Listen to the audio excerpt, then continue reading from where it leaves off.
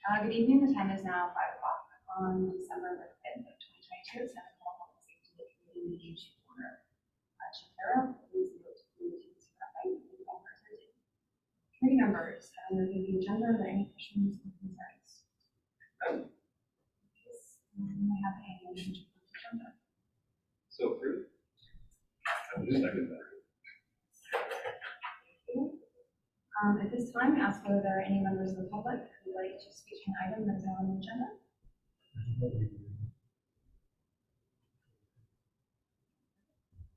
In that case, we'll go ahead and move on. On the agenda for this evening, we have 3 different agenda bills. We'll start with AB 22-161, the interlocal agreement between King County and the City of Snoqualmie for jail services. Catherine.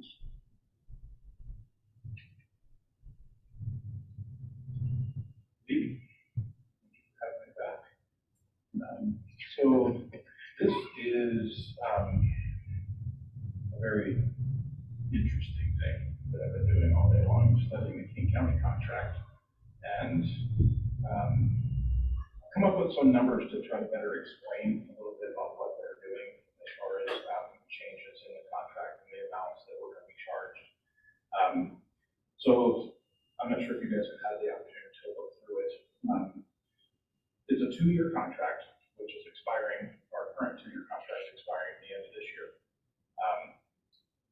In that contract, the language stayed the same for the 2023 contract for an 8% inflator after the first year plus 1.5%.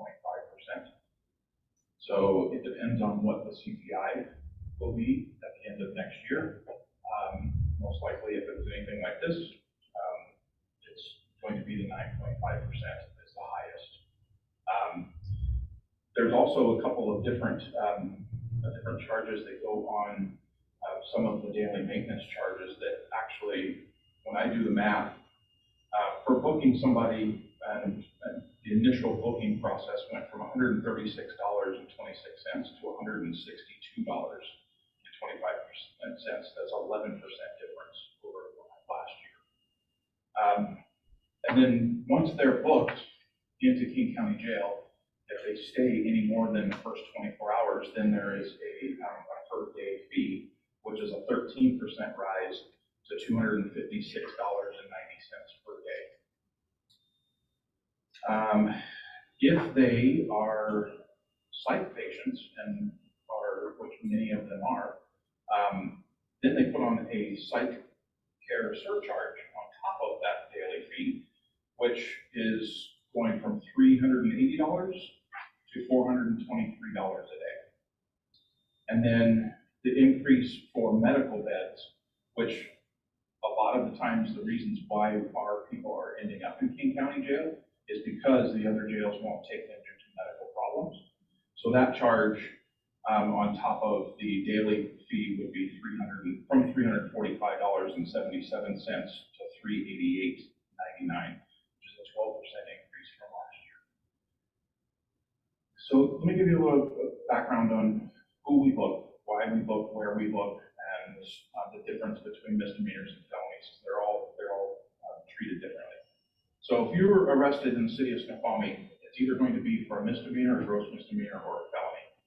There's only one place in King County that we can book our felony suspects, and that's the King County Jail in Seattle.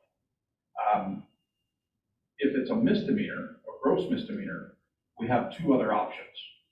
And the cheapest of those options, the one that we use the most, is the Issaquah Jail. In comparison, we have 5 dedicated beds for the city of Snoqualmie at the Issaquah Jail, and those are $110 per day, compared to $256 per day at King County if we were to put a misdemeanor into the King County Jail. The good thing about this is that we do not book into the King County Jail other than for mandatory new bookings. So if you commit a crime and no other jail will take you, if it's not a mandatory booking by RCW that says you shall be booked, DV or multiple DUIs within the past 7 years, you have to get booked into jail. At that point, if there's a medical problem or a psych problem that Issaquah Jail says, no, we cannot handle this person, we would go to SCORE jail and we could try to vote them into SCORE. What we've been finding is recently, even SCORE jail has been denying us for medical problems because they don't have enough beds. At that point, if it's a mandatory booking, we have to go to Seattle and we have to book them in. My guys are under directive of mandatory bookings only into SCORE jail and to the King County jail. We cite a release on all others that are not mandatory that Issaquah says, they can't stay here. It just comes out to a waste of resources if we're putting everybody into jail. Because everybody doesn't deserve to go to jail that commits a crime. They get to go to court and they get, like everybody else in the county, they have cite and release and they have to go to a court date. The SCORE daily jail housing rate is $199. So we go from 110 at Issaquah to 199 at SCORE. And if they are a psych patient at SCORE, it goes to $278. As of right now, the city of Snoqualmie has been billed, this is prior to the month of December, for 2022, we have been billed $15,350 from the King County jail.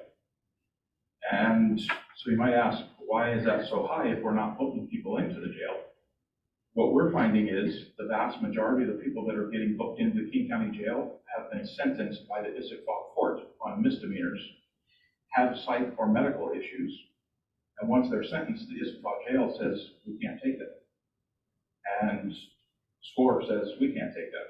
So they have to go somewhere. They've been sentenced by a court of law. They've got to go to King County. So basically, that's $15,350 so far this year. It's approximately 42 days of incarceration. I'm unable right now, tonight, to break down how many actual physical bodies were put into the King County jail. All I know is from the billing that I was able to look at today, we paid for 42 days of incarceration at the King County jail. If we fast forward to 2023 and we apply those 42 days to the new contract, what it would be next year.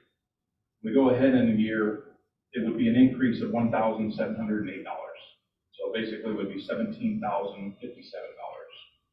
if we did the same exact as we did this year. Like I said, the big problem is there's no other options for outside area jails. Since COVID, we've lost our contract with the Yakima jail. They've decided not to extend. We've reached out to Okanagan jail. We've reached out to other jails. They're not taking anybody else's problem because of COVID concerns and the fact that they are having a hard time finding bodies to work in the jails right now. So that was the reasons why that I've heard everybody that I've called to try to alleviate this problem. We're basically stuck with the King County jail system as our catch-all. Good thing about that is we're not booking our everyday prisoners into the King County jail on good charges. So that is helping a lot. Let's see. I believe that was all. I wanted to point out though that in the letter that we received from the King County court system back in August, the jail system said that there would be a 9.5% increase with an annual bump from annual bump of 1.5% on top of that. That gets us to the 13% and the 11 and the 12% increases that I spoke about earlier. It's kind of difficult to see what those actual charges are. One is for a daily maintenance charge, which is a courthouse seismic stabilization project that they put on for $6. So it's just extra things that are put on to the daily fees. If I can answer any questions, I would be more than happy to try. I really appreciate your presentation. You went through and hit all of the questions that I've actually written down ahead of time. They've been between how many folks in King County and SCORE and price differential, as well as how many bookings and how many the average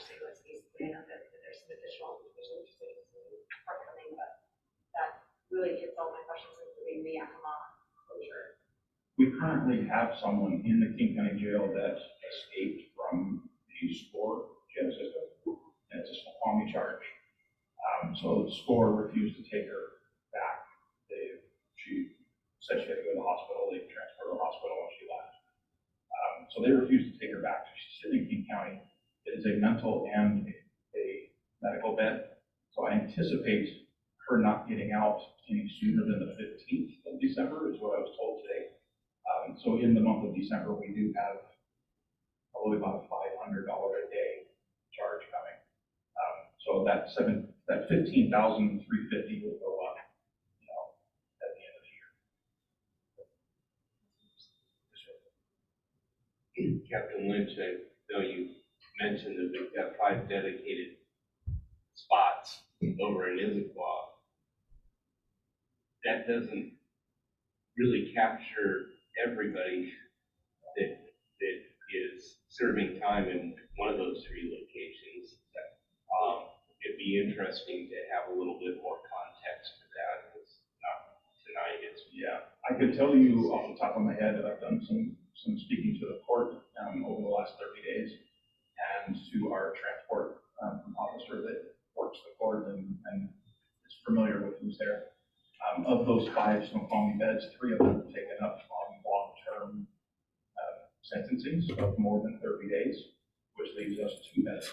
So if we were to have a busy weekend and we arrest 5 people, we're going to use 2 of our beds that are open, and then the price goes from $110 a day to $140, because now we're above the guaranteed bed rate.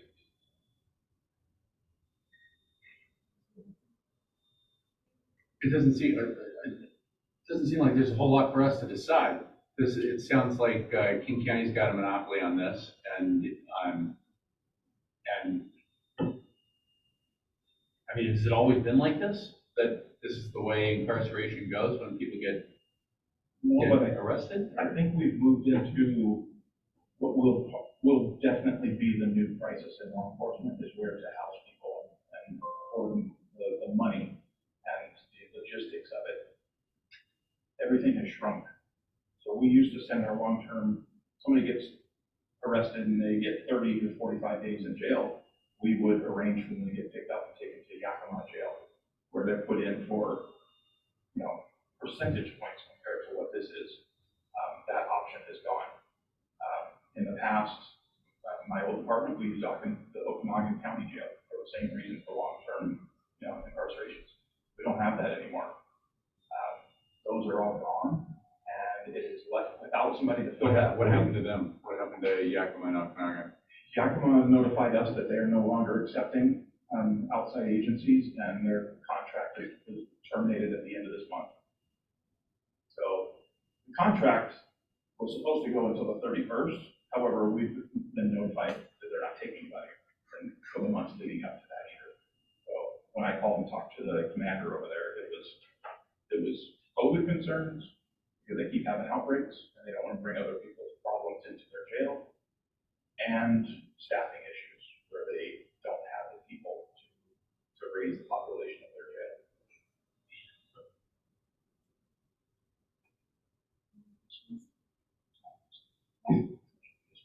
So I know earlier this year, there were issues with King County Jail where they were not taking bookings for a certain period of time.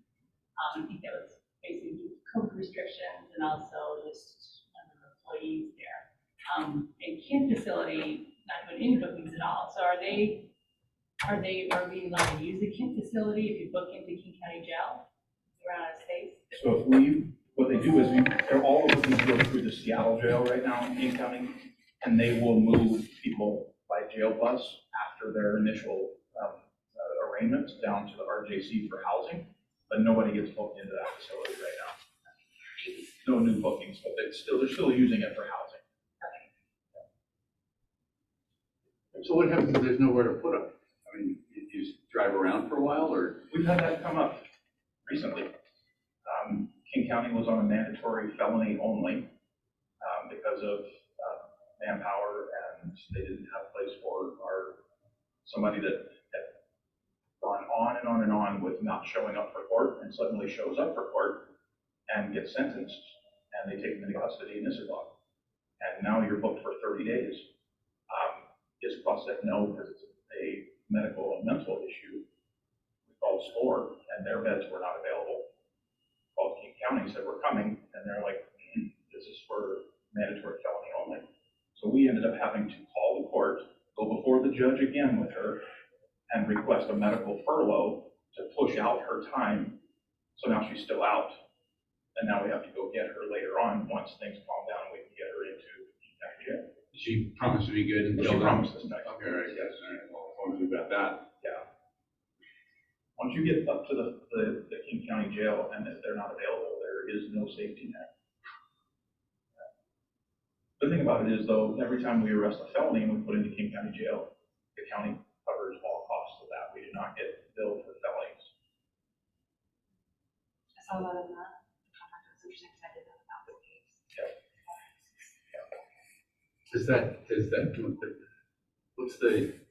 Is there a danger of overcharging in that kind of situation, just to have a place to put the person? I mean, that's not a danger in your department, I'm assuming. No. No. I mean, I made the decision on this particular case to go before the court and explain under a hardship, we have nowhere to put her. We have to do something, and the court agreed, and they gave a medical furlough for that and pushed out the sentence.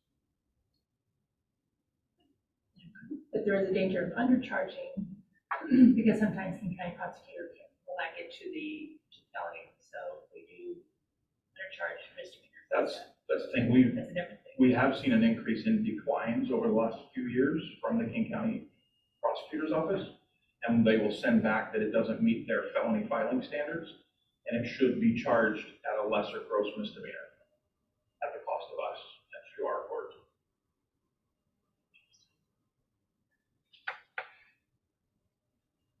County prefers the statute would be otherwise than it is. Yeah. With respect to the cost of that.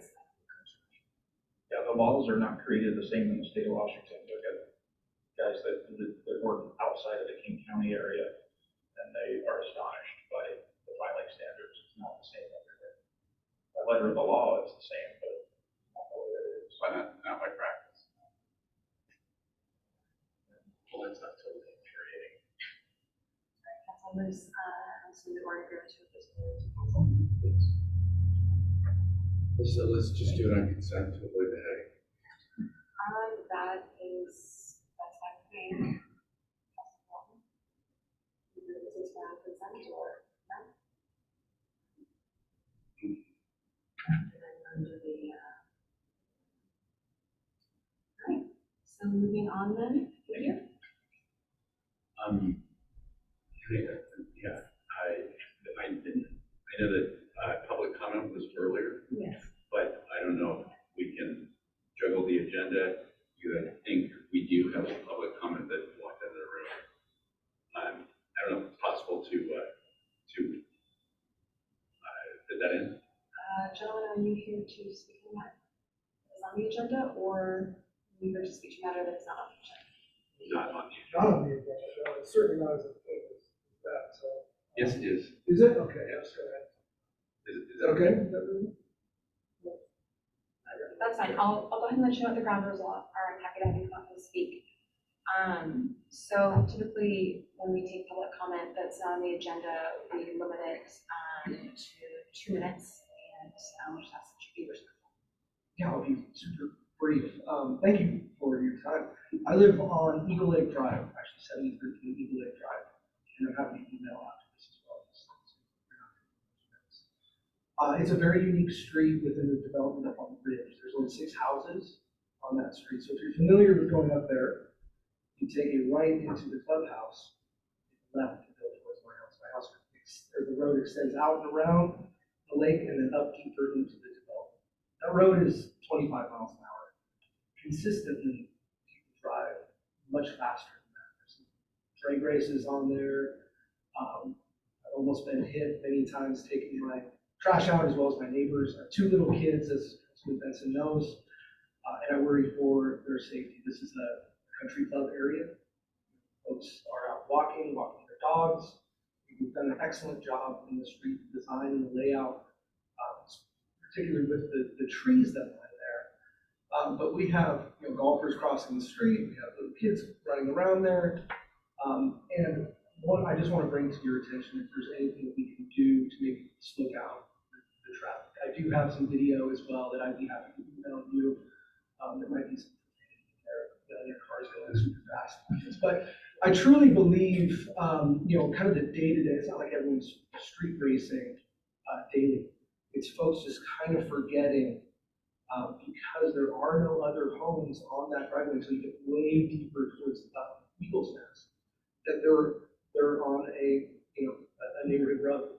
They're probably going 30 to 40 miles an hour. But you're talking just getting your mail is interesting, right? And it shouldn't be that way as we're trying to get here. So anyway, I have maybe a list of proposals that I hope wouldn't be super expensive, a slow sign or maybe the lines in the road, just calling that out.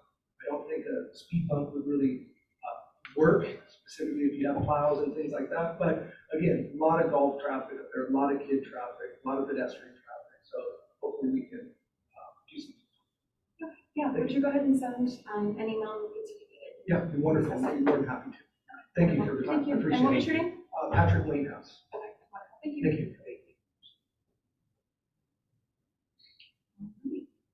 So we will go ahead and move on then to Agenda Bill 22-161, approving the purchase of one KME fire truck pumper.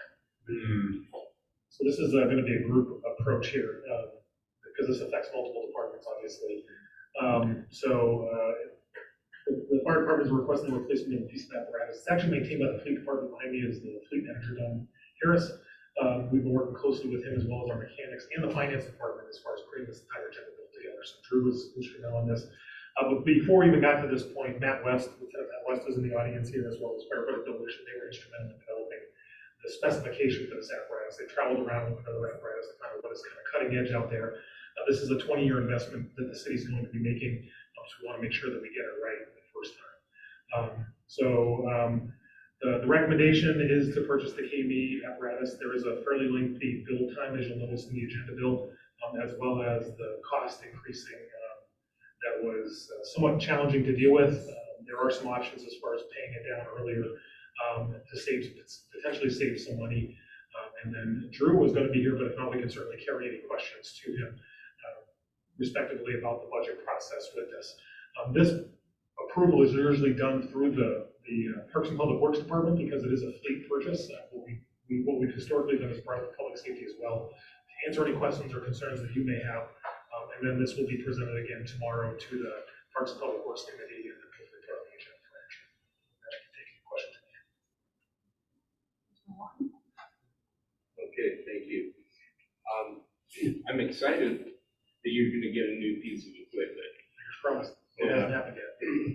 So the total bill is just slightly over $1 million. Can you help me understand the delta, the difference, where that money is going to come from? Because we just passed the budget with, what, 940 in it or something. Yeah, sure. So in the budget statement, and that would really be a much better question for Drew, and I will forward that in case I misstate anything. Can you channel him? I can try. As I understand it, it was a recommendation by the mayor. She asked that question at the meeting regarding can we use funds out of the 2022 budget for that. And my understanding is, yes, that is the plan. Within the finance statement of the agenda bill, Drew kind of highlights what he is recommending as far as is how to fund the different programs going into 23 and 24. Because the payment for this is likely, because of the build time delay, is likely not going to happen until 2024, actually. So yeah, my understanding is there's ending fund balance is what I understand to be what they're going to use. So unspent dollars that have occurred in 21-22 biennium that will be used to offset those dollars costs. I get to ask a second question. So just check. So what's happening with the LaFrance? Yeah, so the goal, so the American, great question. The American Hill France, which has been a really decent piece of apparatus, unfortunately, they no longer make them. The company's been bought out a couple of times, and now they're no longer made. It's hard to get parts for. The mechanics talk about that quite regularly. So the plan would be is that we're obviously going to hang on to both the existing pumper that we're running frontline and the LaFrance until the replacement shows up. When the replacement shows up, the American LaFrance would be surplus at that time and then sold on auction. Don can certainly answer any specific questions you may have about that process, but that's pretty standard, whether it's a dump truck or a fire truck, that's the way we handle it. Very good question. Do we have an idea of what the salvage value is on the one that we're replacing? Because that would offset this, right? Yeah, so it is the American LaFrance that we're looking at that. I was gonna take 13. Council, when we purchased that apparatus in 2003, typically we put a 10% salvage value on it at that time. So at that time, it was $390,000. So estimated about $300,000. So it depends also on, we put it on a government website, so it goes nationally. So we have been getting pretty good return in some of our, police vehicles and some of the public works dump trucks and things like that. So now that we've reached out kind of nationally, we get more bidders and more money back for what we put on here. So we've also had an agency that came to us and asked us about our aid vehicles that they took to other nations, Latin America, Costa Rica, places like that, that they used. There is pretty good apparatus for them, I guess. So but that was another thing that our last Seagraves, we were going to sell to them, but we decided to go with that deals. Thank you. And then I had a couple of questions. In terms of Sourcewell, have we used them before? And once they've gone out and asked for bids, is there involvement at an end there? Are we then working with the manufacturer directly, or does the relationship continue with a third party? Your first question, Sourcewell, yes, we have. We actually have a membership. The city is a member of NGPA or Sourcewell. It's we purchased our recent 8-car, our 2020.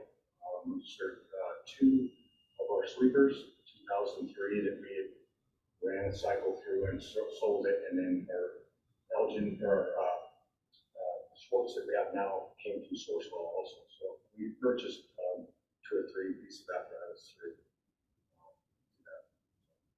We all remember. The rest of your question, I got sure that So Sourcewell, they're group purchasing options, so what they'll do is they'll actually do the advertising and the bidding and all the other stuff. They provide those documents. The legal department has looked at those and said they do meet our standard, so that we don't have to worry about any type of issue with the other. Generally what happens is as soon as we sign the agreement, which we already have one with Sourcewell, then we sign, if this is approved, we would sign the contract saying that we're going to use their contract. Then we work directly with the purchasing agent. So the builder for the apparatus, their part of it is already done.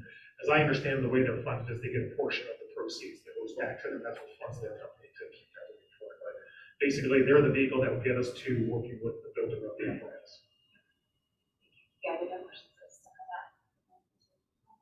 Can you just remind me, how much have we already set aside for the replacement of this truck in the budget? I'd have to look at the CIP. I want to say it was around $400,000 or $500,000. Yeah, okay, all right. Yeah. Oh, no, is that, well, the CIP has $750,000 put in it for the purchase of the engine. So there was that whole question about how it was funded. Right. My understanding is Drew at some point is going to come back with a more in-depth presentation of the ER&R fund where it was funded. But the CIP that was approved has $750,000 set aside for the fund. Right, right, okay. I was remembering a number of like 480,000 that had already been accumulated for the replacement of this. Great question. My recollection of it is that based on the purchase value of it without an inflator in the ER&R fund when it was established in 2005, I believe was the year. Drew talked a little bit about that at the meeting, and that's why they wanted to come back with more information and detail of it. But that number around there sounds about right, but the funds that are in the ER&R fund would cover the difference up to the $750,000. Now they're talking about the Mayor Pro Tem as the question about how to transfer the additional part in to cover it. The other part of this is that 10% of it is also paying for tax. That's one of the things that makes me crazy in the state that we're taking tax dollars to pay another governmental agency. And then the other part of it, there is a 10% contingency that we've added on this just in case of any unforeseen things. So we're going to come back later on. It's possible that we won't use all of that. We likely use a portion of it because we never know. There's also delivery fees and things like And we'll have to use the unpaid contingency tax that we'll have to pay. Yeah, right, exactly, potentially. So, yeah, to your point, I think those were the numbers that I recall. In terms of going forward with the prepayment, is there an option that the city is recommending right now for wanting to, or anticipating prepaying the entire thing?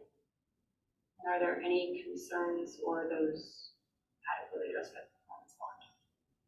Yeah, so good question. We haven't really dove into that question. I had a short conversation with Drew the other day when he was putting together the recommendation, and I don't believe there was a recommendation that he had come forward with.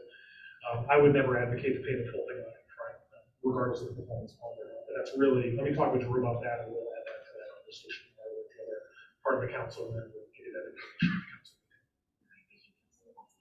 Why would you never advocate for that? Well, for a couple of reasons. Sometimes the bill will get delayed. They'll have a specific bill date, or things won't go so well, and if you pay for it all up front, outside of the performance bond, is there any motivation for them to really need that? Where I worked at before, we spec out 5 brain medic units, and we actually had a 10% per day, or a 1% per day reduction on the cost for every late day beyond the delivery date. So when we got close to that, they were pretty motivated to get that rig out the door for us. So we just want to, it's basically an insurance policy that we would have.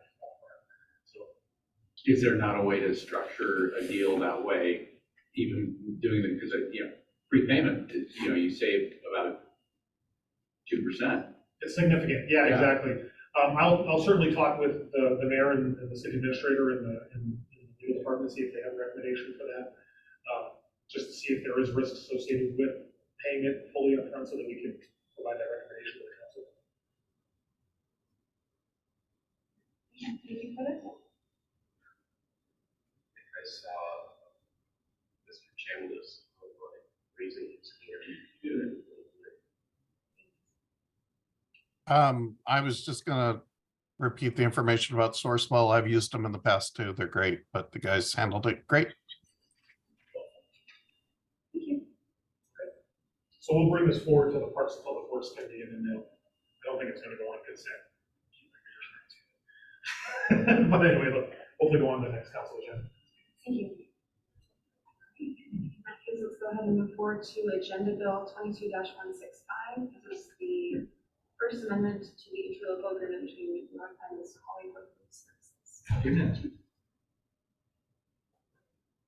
As was just stated, this is our first amendment to the ILA with North Penn, and it's associated with the behavioral health specialist, which of course you approved that position in August of this year. This is the part where we're going to adjust the agreement to have North Penn 50%, pay 50% of the funding towards that position. So as stated in the agenda bill, I believe it's $41,000 in 2023. As you remember, it's funded up to June 30th of this year through state funds. And so we're talking about funding it for the remainder of 2023 and then 2024, which is $80,416. So that's what this ILA is about, is bringing that into the fold of committing ourselves in the future to have a behavioral health specialist.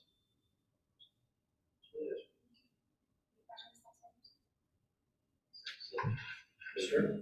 Tell us again how worth it this is. You want me to go on forever? I can tell you today, as a matter of fact, she probably assisted, and Captain could probably talk about it, assisted in preventing one of our young ladies in this community from hurting herself. It's every day, literally. I mean, I've been amazed at how this is working. And actually had a meeting today in Kenmore with other chiefs and behavioral health specialists, and they're seeing some of the same kind of success in their programs. We've only been at it for about 6 months, and what a benefit. And I'm sure that the fire chief can probably talk about some incidents where she's helped them as well. So it's not just the police department that's really benefiting from this, but even today we had a situation where we assisted someone. And one more example. As I've talked about before, in one of our housing areas where there's a lot of people that live in one housing project, if you will, we have one community member that really we respond to probably 250 calls a year to assist her. And our behavioral health specialist is committed to helping with that.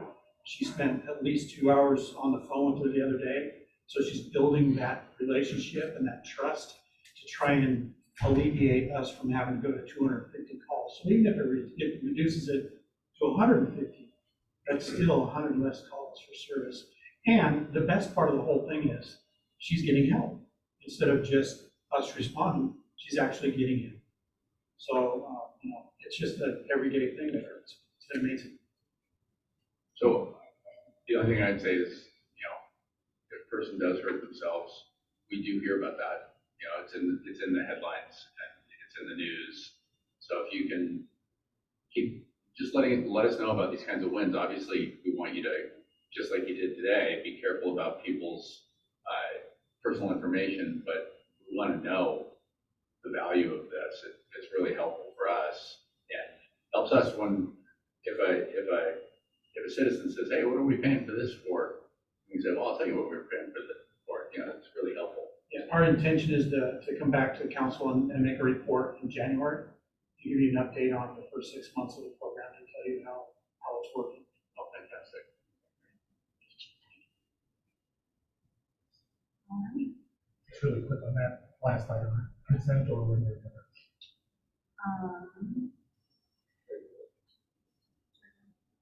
Okay.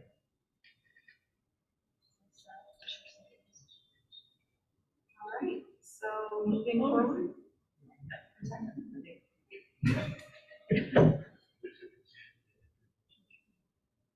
No, they want a regular. They want to tell the good story. I guess my aversion to consent agenda means we're not going to hear from staff. We're not going to hear the full report by putting it on the regular agenda. It's not that I'm opposed to it. I just want to make sure that we highlight those programs that are beneficial.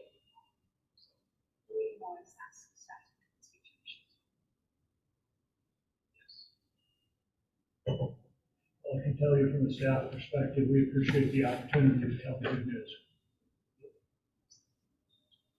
Right, so moving forward, the remaining items on the agenda are discussion of business, future session, and adjournment. If there's anything to add.